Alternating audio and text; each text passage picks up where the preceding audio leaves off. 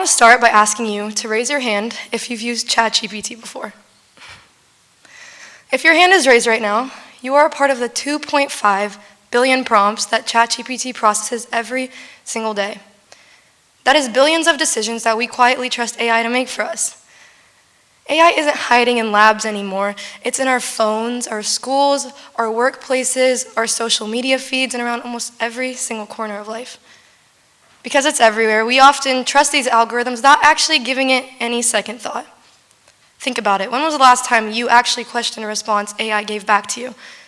Well, we use AI for quick information and answers, right? So why would we actually stop to question it? But that's exactly where our concern begins, because what happens when these tools we trust so much start to shape the way that we think and act?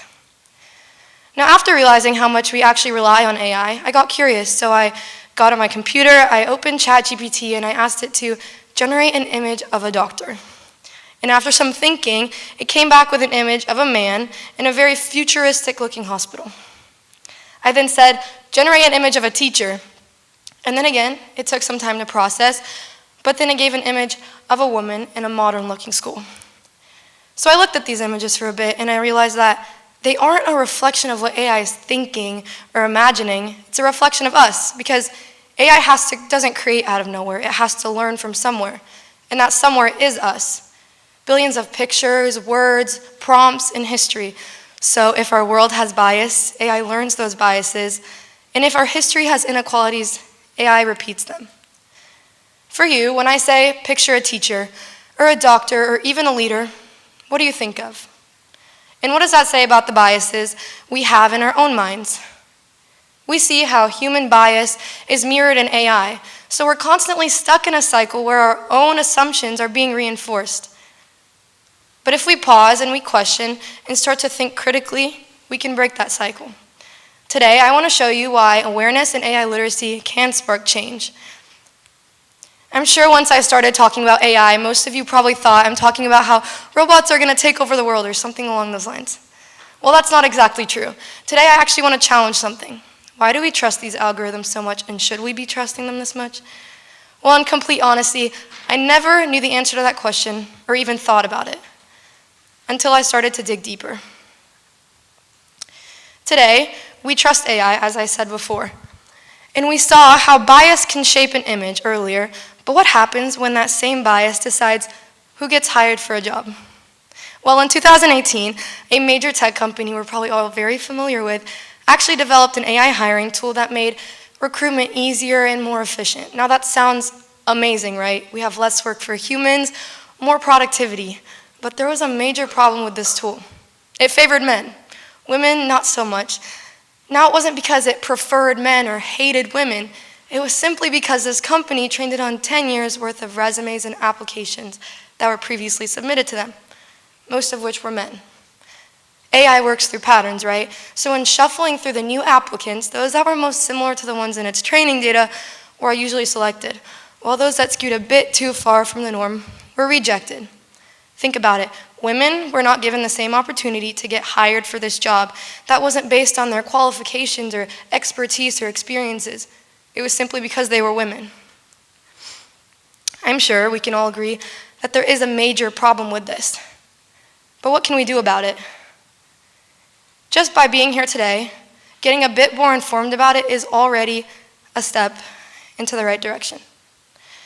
We see how capable AI is of exclusion, as I just said in the past example. And that made me realize that there's been several times in my own life where I've dealt with the same exact type of exclusion. Growing up, my mom had always been a tech enthusiast. We always had technology showing up at our front door. But there was one tool that I was most excited to try. It was a small humanoid robot named Now. Now is about 2 feet tall. He spoke 13 languages, and he was from France. Yeah, why would anybody need a robot like this? I wondered the same exact thing. Well, originally, Now was made to make coding easier and more efficient. It was like seeing the lines that you coded come to life almost instantly. Finally, it was my turn to try it out, but it didn't go exactly to plan. Behind the computer, it worked great. Everything I typed out, he acted it out perfectly. But the issue came when I was facing him face to face. He's built with facial and voice recognition systems, so as I sat in front of him, his eyes lit up this bright blue. He saw me, But every time I spoke, I was given a blank stare, as if I wasn't speaking to him. So then my mom came to try it out. Same exact thing happened to her. But right as my brothers came, they were greeted almost instantly. Now I knew my voice wasn't the problem, and I knew Now wasn't broken or malfunctioning. He just was not trained to recognize higher-pitched voices, or in other words, women's voices. That moment reminded me of a book that I read earlier on called Invisible Women by Caroline Perez. And essentially this book exposes how women's needs are often underrepresented and dismissed in technology today, and how their designs always revert back to male norms. While reading this book, there was a story that stood out to me, and it spoke about how a vice president of voice recognition systems at some tech company stated he came up with a novel solution to fix the many issues women face with voice recognition systems. He said, and I quote, that all women need was lengthy training, if only they were willing to submit to it. So we've built technology for men, but we're blaming women for not being able to fit into it. And while his message wasn't directly stated, it was clear he believed women were unreasonable for expecting technology to adapt to them, rather than the other way around. Now I'm sure we can all agree that there is a major problem with this. And while this is very small scale right now, this is a glimpse into what our future will look like. And I'll argue that our future is happening right now. But if we take a second to actually understand the biases rooted within the technology that surrounds us, we can start questioning the responses and outcomes we get. And from there, collectively, we can start to challenge them, helping lead them to a future that's more inclusive and fair and built for everyone. After my experience with Now and reading Invisible Women, I realized I'm not the only one who's dealt with exclusion from technology. Shortly after, I heard about a super amazing woman named Joy Buolamwini. She dealt with the same exact type of invisibility, but she didn't stay invisible. Joy studied in an MIT lab where she worked very closely with commercial facial recognition systems.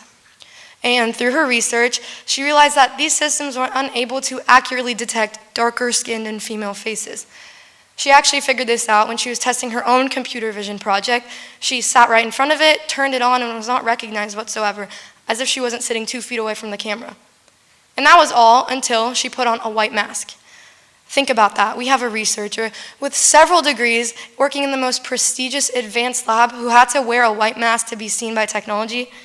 Yeah, that moment made something very clear. These tools aren't neutral. They're trained to see certain faces, but not others. And what's even more concerning is that this exact tool is being used by several major tech companies that run today's society. So what did she do? She didn't stay quiet.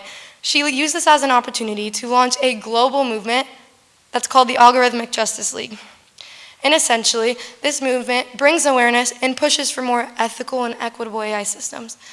Through this, she was able to challenge these big shot companies to adapt technologies that are representative of everyone.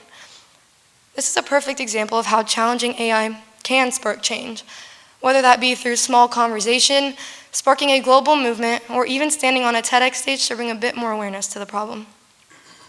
Today, we've seen how bias can hide in algorithms, how it can shape images, opportunities, and even the way technology sees us.